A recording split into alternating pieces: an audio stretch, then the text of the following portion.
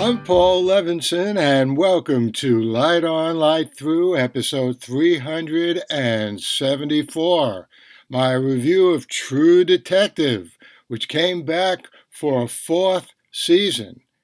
And I'm going to review this really in two parts because I saw the first three episodes, and then I took a little break and saw the final three episodes.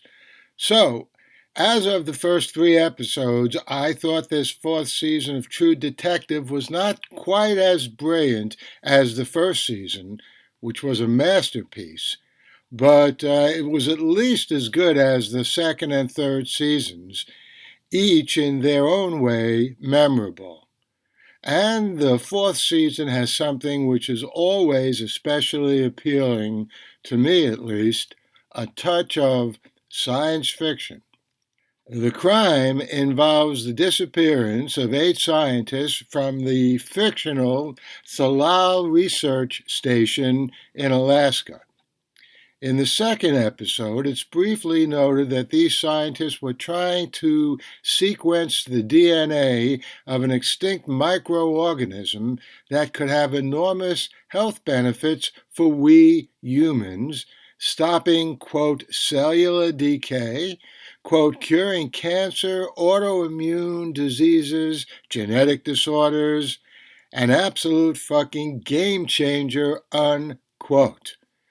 Now, this sure sounds like some welcome science fiction to me, and it's also something that harkens back at least a little to the not too bad Helix series, which had 2 seasons on the Sci Fi Channel back in 2014 and 2015.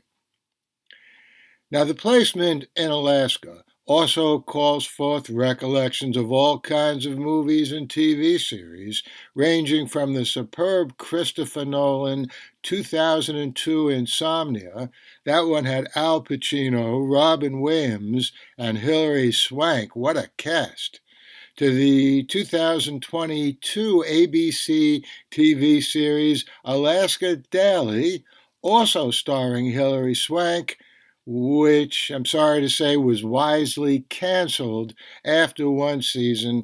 I stopped watching it after 3 episodes. But I've been glued to the screen for this season of True Detective on HBO Max. You know, in Insomnia, in that movie, the sun never left the sky as Pacino's detective Dormer, well named Dormer as in sleeping, or a place where you sleep, struggles to investigate a murder way up north without getting a decent night's sleep. In True Detective Season 4, detectives Liz Danvers, played by the one and only Jodie Foster, and Evangeline Navarro, played by Callie Reese, well, they struggle to solve the crime in just the reverse, in which the sun in December never rises in Alaska. It's great to see Foster back on the screen. She hasn't lost a beat. This is the first time I recall seeing Reese, and she's putting in a strong performance too. The supporting cast is good as well, with Finn Bennett as Pete Pryor, the rookie cop, and Isabella LeBlanc as Danvers' daughter Leah, especially notable. And I also, for some reason, liked Donnie Kershowitz as James Bryce, the high school teacher and Danvers' former lover, maybe because he delivered the incredible news about what DNA from the extinct microorganism could do. You know, the key to the incandescence of the first season of True Detective was, of course, the chemistry between the two detective partners played by Matthew McConaughey and Woody Harrelson. The fourth season of True Detective starts with just the opposite of that between Danvers and Navarro. They have a history which we gradually learn about, which nearly makes them enemies, and they have to bury the hatchet at least temporarily and combine their expertise to work this case. Like all seasons of True Detective, there's a degree of gore which I could live without in a TV series or a movie. Also, an element of mystical horror. That's not my cup of tea usually either. But the science fiction more than makes up for it. Let's now go to the concluding 3 episodes, episodes 4 to 6. And let me start by telling you what I really didn't like about the ending. And therefore, here's a spoiler warning about what I'm going to say. Salal was trying to get a cure out of the ice. More specifically, the DNA of some extinct microorganism which could lead to a cure of a host of deadly and debilitating human diseases. Now, in my book, both as an appreciator of science fiction and also, frankly, as someone who would like to see more people healthy, especially given the pandemic that's been around this planet since late 2019, I think, therefore, that Salal's goal was a very worthy one indeed. In order, however, to get those long-gone microbes and their DNA, some of the permafrost in Alaska has to melt. And apparently pollutants help that melt along. Unfortunately, the same pollutants cause plenty of death and debilitation of their own.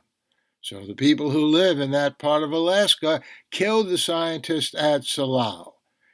That started with one person, Annie K., attacking the scientists. Rather than just stopping her, the scientists wound up killing her. And Annie's people, in turn, killed the scientists. Now, the story is a little more complicated than that, I know, but that's pretty much the gist of it. And because of what I said about the cure, as both a great element in a science fiction story, but also something we could really use in our reality, I wish this 4th season of True Detective could have come up with more, with some way of ending the season with some hope that perhaps that cure could be salvaged. Other than that, I guess we could entitle certainly the end of this last season, The Death of the Cure. But other than that, I thought this 4th season was outstanding. What Pete did to his father, well, that was well deserved. The ambiguous ending of maybe Navarro walked off into the snowy wild, or that was just Danvers' cover story to protect Navarro, that was very well played. And the cold and the darkness that dominated the story until the very end was so well presented, I'm still shivering at least a little bit. I'm up for another provocative, disturbing season of True Detective whenever it arrives. The Light on Light Through podcast. And I hope you enjoyed that review of True Detective Season 4.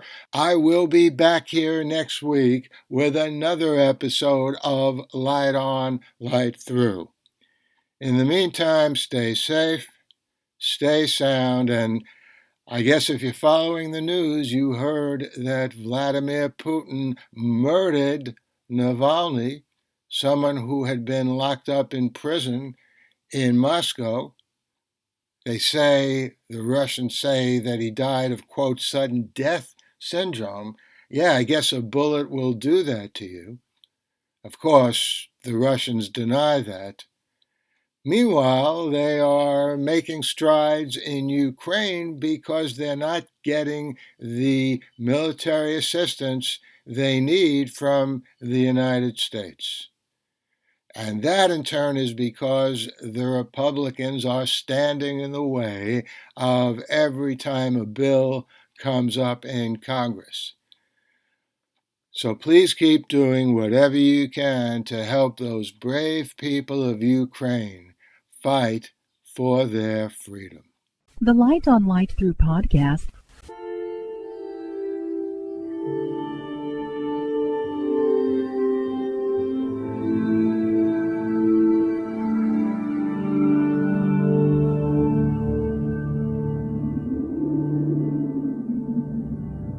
Athens, 2042 AD. She ripped the paper in half, then ripped the halves, then ripped what was left again into bits and pieces of history that could have been.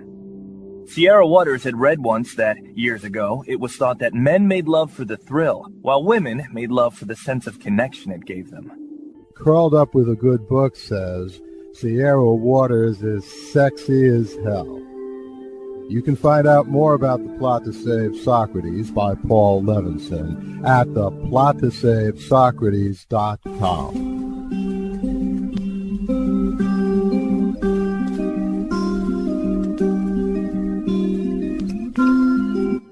Your brilliant story, it's real life.